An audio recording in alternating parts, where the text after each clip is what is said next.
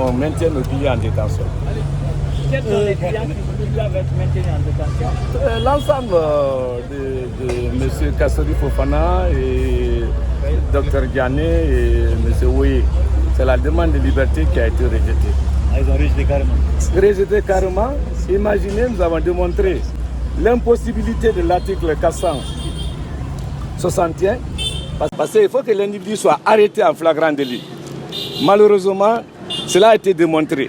On a démontré aussi que l'article 114, alinéa 2, démontre légèrement quand une infraction est traitée par une procédure spéciale, la flagrance est impossible.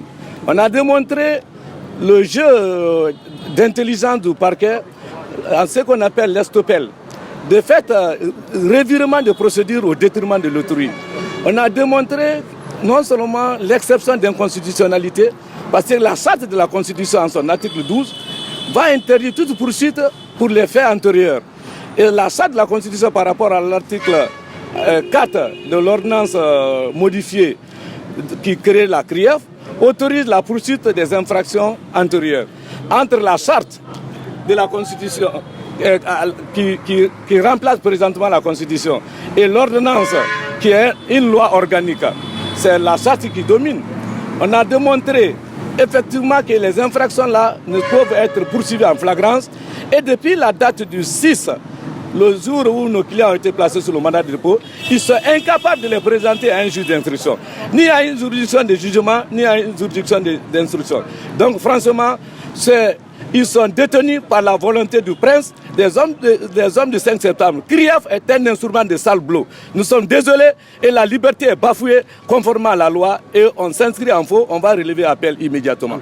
En conclusion, nous relevons appel et on continue, la lutte continue pour la liberté. Vous mettez vos clients en détention? Mais la liberté, la demande, le juge de référé a rejeté la demande, ça veut dire que le client reste en prison.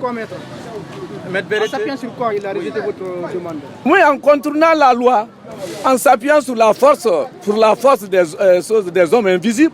Est-ce qu'il a motivé sa décision? J'ai la copie, si vous voulez, je peux mettre une copie à la disposition de la presse. Il ne peut pas démontrer ça, c'est impossible. Mais nous, on est resté à l'audience, le parquet a quitté le siège. Vers l'affaire, le parquet a quitté, parce que le parquet n'avait pas d'argument. Le parquet même ne pouvait pas s'opposer. Mais je suis désolé, c'est grave pour l'état de droit. Personne n'est à l'abri en Guinée. On peut faire de vous comme bon leur semble, conformément à la loi et en se servant malheureusement de la justice, qui est symbole alors là du sale boulot. Je vous remercie.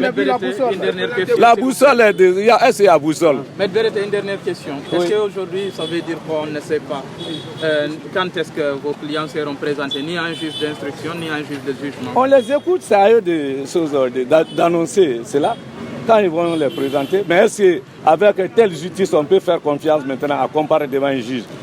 C'est là aussi la question fondamentale. Vous n'avez pas le choix. Si la date est fixée, ils vont comparaître, non? Ah si, bon, ils n'ont qu'à programmer, mais attention, ils ont prévu le procès verbal de flagrance, ils n'ont qu'à nous présenter devant une juridiction de jugement, mais ils ne le feront pas. On veut les faire taire politiquement et ils ne vont jamais se taire. Parce que le droit à la parole, la liberté d'expression, la liberté politique est un droit. Et la lutte continue jusqu'au bout. Est-ce que prochainement vos clients vont se prêter à l'instruction? Ça, c'est quand on est sur choses en concertation, c'est la défense qui va décider avec nos clients. Nous sommes aussi mandataires. Je vous remercie.